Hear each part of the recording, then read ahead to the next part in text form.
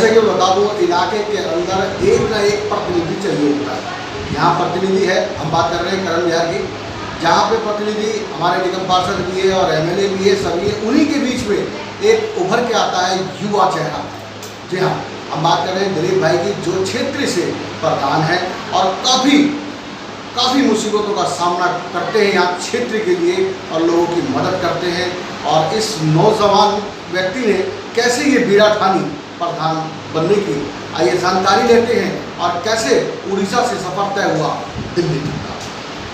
भाई साहब, बहुत बहुत स्वागत है हमारे मुस्कान इंडिया न्यूज़ में। नमस्कार जी, नमस्कार। एक बार पब्लिक आपकी जो है वह पूरी जानकारी चाहती है, क्या नाम हुआ आपका, बताइए। मैं ये सफ़र शुरू हुआ आज से 3 साल पहले, जो हमारे करण विहार पार्ट 6 के माननीय प्रधान जी थे जोगिंदर जी, तो उनके किसी तबीयत खराब होने के कारण से मृत्यु हो गई, जिस कारण से मुझे मतलब कि देखना पड़ा। ये हमारी कॉलोनी का थोड़ा सा असुविधा हो रही थी और मेरे कॉलोनी वालों ने मुझे इसके लिए तैयार किया। मैं चाहता नहीं था कि आऊँ, जो पॉलिटिक्स है, जो राजनीति है, ये मतलब कि मुझे बिल्कुल ही पसंद नहीं है शुरू से। लेकिन कॉलोनी वासियों की थोड़ी उम्मीद थी कि हाँ भाई, जो भी होगा एक नौजवान बंदा चाहिए, तो इसके लिए फिर मैंने कि चलो ठीक है, हम करते हैं। क्योंकि भगत सिंह हमारे जो थे, क्योंकि मेरे जो गुरु हैं हमारे भगत सिंह, जिनको मैं बहुत मानता हूँ, मैं उन पर चलता हूँ, कदमों पर चलता हूँ। तो इस कारण मैं उनकी रजामंदी से वोटिंग कराई गई। जो हमारे पूर्व प्रधान थे, उनसे पहले भी 15 साल प्रधान रहे श्री लक्ष्मी जी, जो मेरे अपोजिट खड़े थे, तो उनको मैंने बैलेट पेपर से हुआ तो 75-25 का वोटिंग हुई, जो 75% मेरी तरफ डले। उनके लिए मैं बहुत आभारी हूँ, करण विहार पार्ट 6 के लिए, जनता के लिए। तो फिर उसके बाद धीरे धीरे कदम चला, लेकिन इसमें मुझे मेरे जितने बुजुर्ग मेरे कॉलोनी वासी हैं, उनका कोई साथ नहीं मिला। जिसमें 2-4 बंदे हैं जिन्होंने मुझे बहुत सपोर्ट किया, लेकिन उससे काम नहीं चलेगा। हमको सबको इकट्ठा होना पड़ेगा, एक साथ होना पड़ेगा, एकाग्र होना पड़ेगा इस काम को आगे ले जाने के लिए। मैं अकेला कुछ नहीं कर सकता। मैं एक हेल्पिंग वर्क, ऐसे हेल्पिंग वर्क हूँ जो पब्लिक की बात को निगम पार्षद हमारे श्री एमएलए जी हैं जो ऋतुराज जी, उनके पास लेके रखता हूँ लिखित में। ऐसा भी नहीं है कि मौखिक रूप से मैं गया हुआ हूँ, और इस काम के लिए हर जगह लिखित रूप से हमारे पास सारे डॉक्यूमेंट्स हैं। हम कुछ नहीं चाहते, ना हमको रोटी चाहिए, ना मकान चाहिए, ना कपड़ा चाहिए। आप लोगों से कुछ तो चाहिए नहीं, हमें सिर्फ अपनी नालियों की सफाई, इलाके का थोड़ा सा वातावरण बढ़िया रहे, उसके बाद लाइट वगैरह हो गई। ये छोटी मोटी चीज़ें जो हम उनसे एक्सपेक्ट करते हैं। प्रधान जी, मैं यहाँ पर बात काटते हुए कहूँगा तो सबसे ज़्यादा मुसीबत जो है क्षेत्रीय समस्या में बरसात का पानी भर जाता है और रोड में पानी आ जाता है, जिससे पब्लिक त्राही बढ़ जाती है। बिल्कुल। और आप प्रधान जी के नाते क्या कहना चाहेंगे? मैं सिर्फ इसके लिए किसी को दोषी नहीं ठहराऊंगा। मैं किसी पार्टी से दूंगी, पॉलिटिक्स वाली बातें नहीं चल रही। हमारे निगम पार्षद जी जो है बहुत अच्छे आदमी है, बहुत अच्छे इंसान है, लेकिन किसी कारण वो हमारी क्यों नहीं सुन रहे, इसके लिए तो मैं कुछ भी नहीं कर सकता। मैं उनके पास 1 बार नहीं, 2 बार नहीं, 4 से 5 बार गया हूँ। हमारे जो नेपाल जी हैं, उन्होंने जी ने बहुत मेहनत करी है। उन्होंने सेक्टर 5 रोहानी में निगम दिल्ली नगर निगम को, निगम पार्षद जी को, हमारे एमएलए जी को लिखित रूप से 5 से 6 बार लेटर दिया हुआ है, जिसका हमको रिसीविंग भी मिली हुई है, लेकिन काम नहीं हो पाया है। वो हमें कहते हैं कि कर्मचारी हम भेजेंगे 5 से 6 बंदे और सफाई हो जाएगी। 5-6 बंदों का बोल के 1 बंदे भेजते हैं।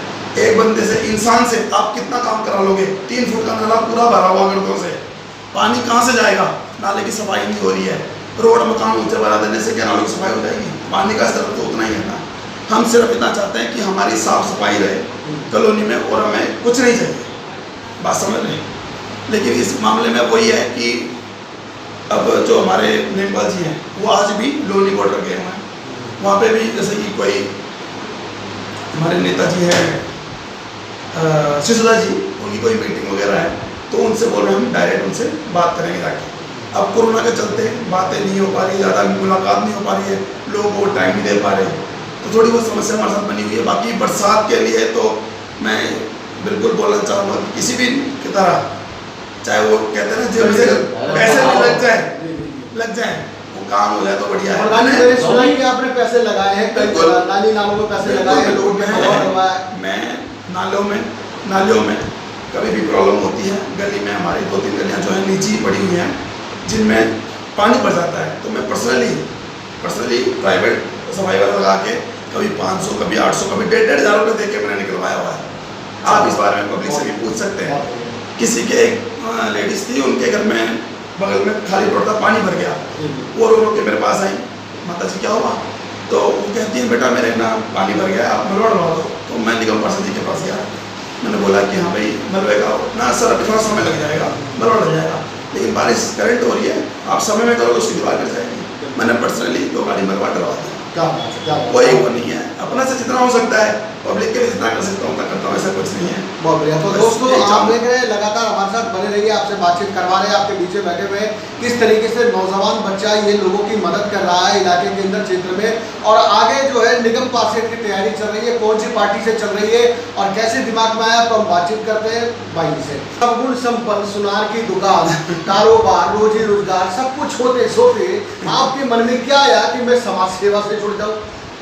अब ऐसा है, पहले तो हमने इसको फ्लो में ले लिया कि इसमें होता होगा, हाँ भाई पता ज्ञान था नहीं, नेता होता है, पैसे आते हैं, खर्च होते हैं, बचते भी हैं, यही सोचा था। उम्र है नहीं, उम्र है पैसे कमाने की। लेकिन जब इसमें घुसे तो पता लगा भाई ये तो खोखला है, यहाँ तो कुछ भी नहीं आता, जेब में से लगाना पड़ेगा। रात के 12 बजे भी कोई भी घंटी बजा देगा, फोन स्विच ऑफ नहीं कर सकते। आपका कोई समय नहीं है, समय जनता का है, आपने जनता को सौंप दिया है, कभी भी आ सकती हो, किसी को आप मना नहीं कर सकते। प्रधान बनना आसान है, लोगों को लगता है प्रधान नाम अच्छा है, लेकिन सीट संभालना बहुत बस ये जो कुर्सी का खेल है ना सर, वो कोई भी उपाधि ना लो, मैं तो खुद कह रहा हूँ। वैसे एक कार्यकर्ता रूप से बन जाओ, सारे काम कर लूँगा। लेकिन पब्लिक का कहना है यहाँ पे आप निगम पार्षद की तैयारी कर रहे हैं।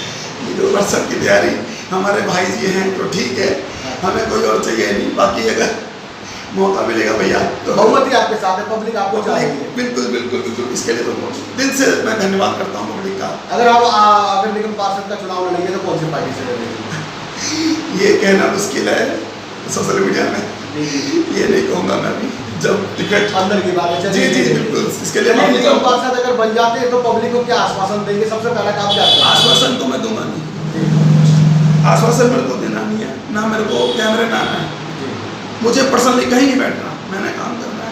क्षेत्र की सबसे बड़ी समस्या कौन सी? क्षेत्र की सबसे बड़ी समस्या जिसको कहेंगे वो पानी की निकासी है, उससे बड़ी और कुछ नहीं है। हॉस्पिटल, नाली, सरकारी सब कुछ पास है, कोई इशू नहीं है। आम आदमी पार्टी ने अच्छा काम किया है, हम मना नहीं करेंगे, तहे से उसका धन्यवाद करते हैं। हमारा क्षेत्र की सिर्फ नाली और सड़क, आप उसका रिपेयरिंग रखें, उसका मेंटेनेंस रखें और कुछ नहीं चाहिए। कोई आपके दरवाजे खड़ा नहीं होगा। हम कहते हैं कोई आदमी अपना ड्यूटी छोड़ के निगम पार्षद के पास, एमएलए के पास जाने के लिए मजबूर नहीं है भाई जी। कोई अपना समय निकाल के नहीं जाएगा, लेकिन मजबूर है, वो परेशान है। घर के सामने पानी भरा हुआ है, बच्चे स्कूल कैसे जाएंगे, ट्यूशन कैसे जाएंगे, राशन कैसे लाएं? पार्क तो है ही नहीं, आपको पता ही है कॉलोनी में कैसा हिसाब है। कोई बात नहीं, गली मोहल्ले में बच्चा खेल रहा है ना, लेकिन कैसे रहे जब पानी भरा हुआ है? आप बताइए भाई जी।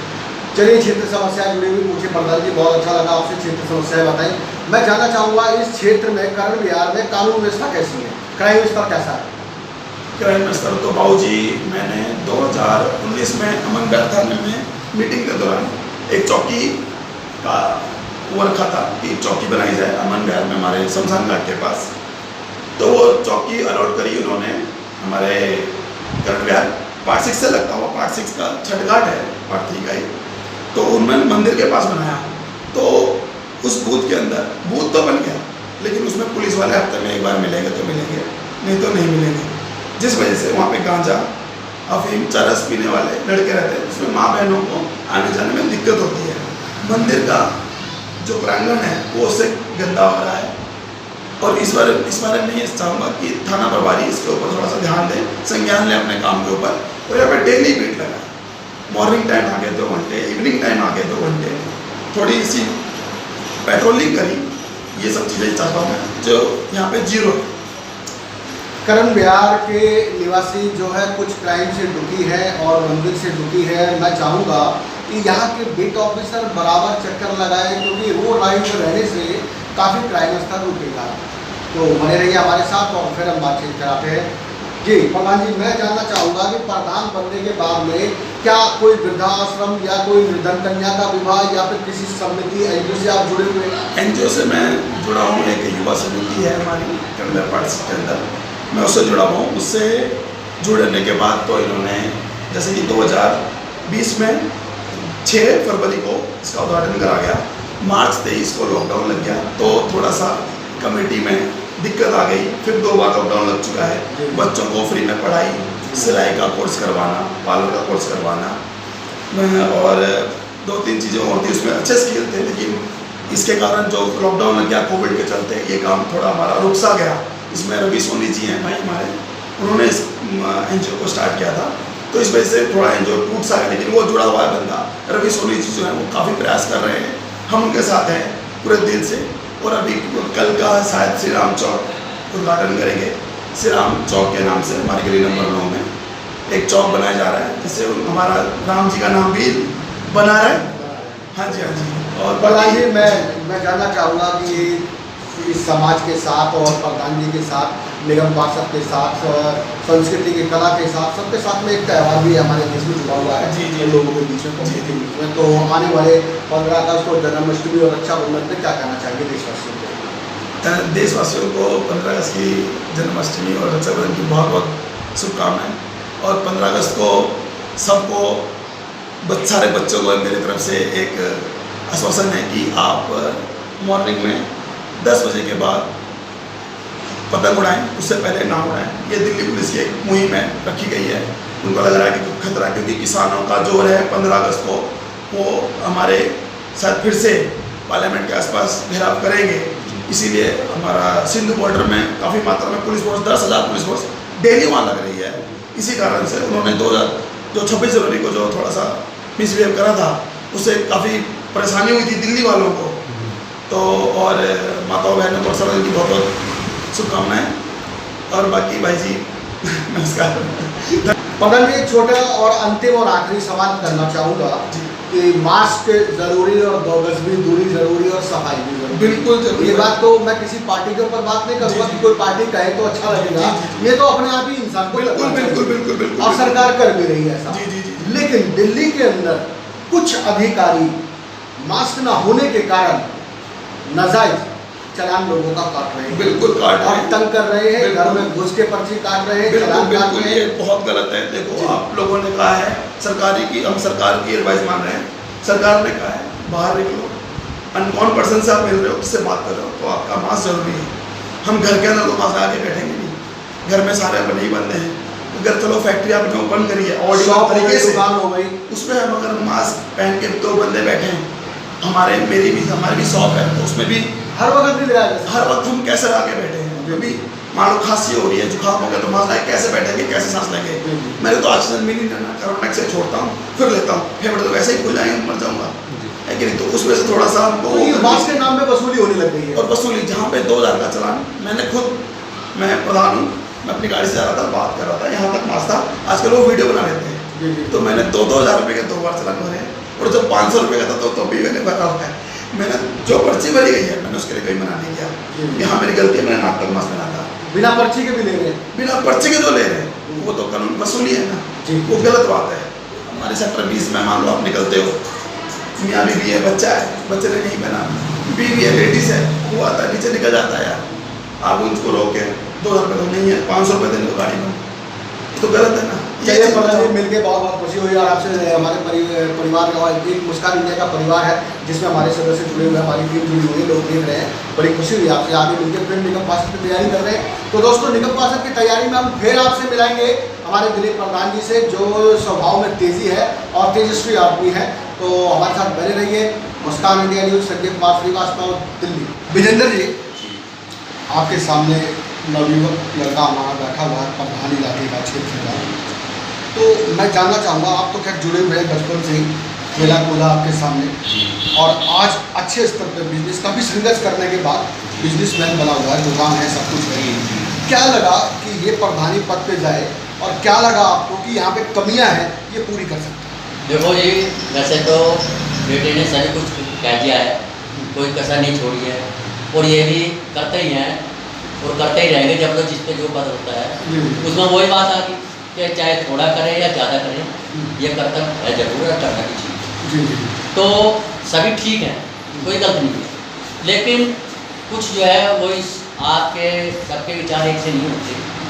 तो जैसे कि मान लिया वे काम करने आते हैं 1 घंटा काम करा और उसके बाद जो चले जाते हैं। जो हम कहते हैं कि जी नाले जो है 5 साल पहले हुए थे, पहले हुए थे सही तरह से, तो इधर रोड पे साफ जो है निकाल के और जो है जब सफाई करी तो बिल्कुल क्लियर हो गए थे। लेकिन उसमें क्या करा था, जब लोग ये रोड नहीं बने थे तो उस रोड पे उन्होंने वही घेर दिया वो, तो वो 1.5-2 साल रोड वो वाला ऐसे ही पड़ा था।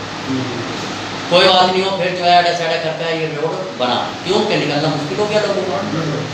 तो हमें कोई नहीं थी, हमने फिर इनसे कहा तो 4-5 साल हो गए, बरसात आ रही है और जो आप जो है इन पर थोड़ा ध्यान दे दो, इन्हें जो है निकाल के हमने जो है निगम पार्षद को भी लिख के दिए एप्लीकेशन, पुलिस में भी देखा है, थाने में भी। मैं कहा आप आए, थोड़ा है लोग बाग है, किसी ने ये बना रखी है, ये टूट जाती है, तो देखो पैसा तो लगता ही है पर दुख भी होता है। और अगर ये नहीं हटेंगे या काम लोग का करके चले जाएंगे, जहाँ जहाँ जगह मिले काट देंगे, उनकी भी गलती नहीं है। अच्छा, और गलती कुछ हमारी है, तो कॉलोनी वालों की भी है और कुछ उनकी भी है, क्योंकि उनको कोई भी काम करना तो पूरी उससे करे, वो हमारी है। और पब्लिक को भी सहयोग देना चाहिए, पब्लिक को ये सहयोग देना चाहिए कि ये तो चलो मान लिया जिन्होंने ये बना के तो टूट कर फिर बन जाएगी और थोड़ा सा पैसा लगेगा, लेकिन कम से कम काम तो बढ़िया हो जाएगा, घरों में पानी तो नहीं भरेगा। तो इस चीज़ को देखते हैं, घरों में पानी भर रहा है, अब एक गली जो है 3-3 फीट नीचे जा रही है, तो ये लगा लो कि जब पानी आता है जब तो ज़्यादा भर जाता है, तो जो रोज नहाते हैं जब पानी भरता है। ये गाने निगम पार्षद अच्छा नहीं, निगम पार्षद देख के चला गया। मैं क्या लगा जब लोग ये बने ना बने, इसके लिए तुम जो है कुछ मतलब 2-4 मलबा गिरवा दो, 2-4 रेडी नहीं सुना जी, फिर अपने आप ही गिरवा दे, क्या करना। अच्छा जी, फिर भी हम इस चीज़ पे नहीं है, मगर कोई बात नहीं, अब नहीं है, बन जाएगा, अगले साल बन जाएगा जब अब इलेक्शन आ रहे, क्योंकि उम्मीद सबसे बड़ी जीत है, मुझे 19 में आदमी जीता है, तो हम भी इसी चीज़ पे हैं कि कभी ना कभी तो बनेगी, जैसे कि ये बन गई, वो भी बन जाएंगे, इससे ज़्यादा और हम क्या कह सकते हैं। निगम पार्षद के दौरे में गए, क्या के ऋतु राज्य के दौरे में गया, लेकिन वो मिले नहीं, उनके इनके सामने इनके साथ भी गया। ये दिलीप कुमार प्रधान जी जो है नवयुवक लड़का है और आगे निगम पार्षद की तैयारी कर रहा है, क्या उम्मीद लगती है आपको? देखो जी, एक बात सुनो, पहली बात तो ये कि मेहनत जो आदमी करेगा वो सफलता पाएगा। वेरी गुड, बहुत बढ़िया, ठीक है। चाहे कोई भी करे उसमें, चाहे जानवर हो, इंसान हो, पशु हो, पक्षी हो, कोई भी अगर मेहनत करता है तो उसका वो फायदा खाता है, मेहनत का फल तो मिलेगा। तो मैं तो यही कहूँगा बेटे को, देखो काम तो ये भी अपना पूरी मेहनत से कर रहे हैं जितना इनसे हो रहा है। अब ये तो है नहीं कि मैं देखो और भी काम देख कर रहे हैं, मैंने देखो अपने टाइम में ड्यूटी करी। मैं उम्मीद ये करता हूँ काफ़ी संघर्ष करने के बाद दिलीप कुमार ने जो है काफ़ी मेहनत करने के बाद यहाँ कदम रखा है। तो ज़मीन से जुड़ा हुआ व्यक्ति है, क्या लगता है कि आपको निगम पार्षद बनने के बाद कहीं इनकी आंखें बदल तो नहीं जाएंगी? देखो जी, एक बात सुनो, इस बात को तो मैं कह नहीं सकता जी, क्यों कि आदमी का जरा सी देर में दिमाग बदल जाता है। जी जी, आदमी सही तरह से जरा जरा दिमाग लगा के फांसी लगा लेता है। हाँ जी, मानोगे नहीं मानोगे, तो दिमाग का बदलते देर थोड़ी लगती है। नहीं, जिस तरीके से मैंने पब्लिक की यहाँ पे डिमांड पूछी, लोगों ने तारीफ किया कि दिलीप कुमार बहुत बढ़िया आदमी है, पब्लिक की सेवा करते हैं और घर के आगे मलबा ना हो तो मलबा गिरवा देते हैं, नाली बनवा देते हैं, चौतरा बनवा देते हैं। तो मुझे लगता नहीं कि जो जमीन से जुड़ा हुआ आदमी है उसकी आंखें बदल देखो जाएंगी। एक बात तो है, मैंने देखी है, जैसा ये अब करते आए हैं, अगर ये बन भी जाएंगे तब भी ऐसी करेंगे जैसे आप करते हैं। बहुत बढ़िया, जितना इनसे सहयोग होगा ये करा, मैंने भी किया है, मैंने नौकरी भी करी है, सरकारी ड्यूटी भी दी है मैंने, कैसे काम होता है। लेकिन एक बात और होगी, आजकल के जो युवा बच्चे आ गए हैं वो पूरी हमारी तरह से मेहनत नहीं है सरकारी में।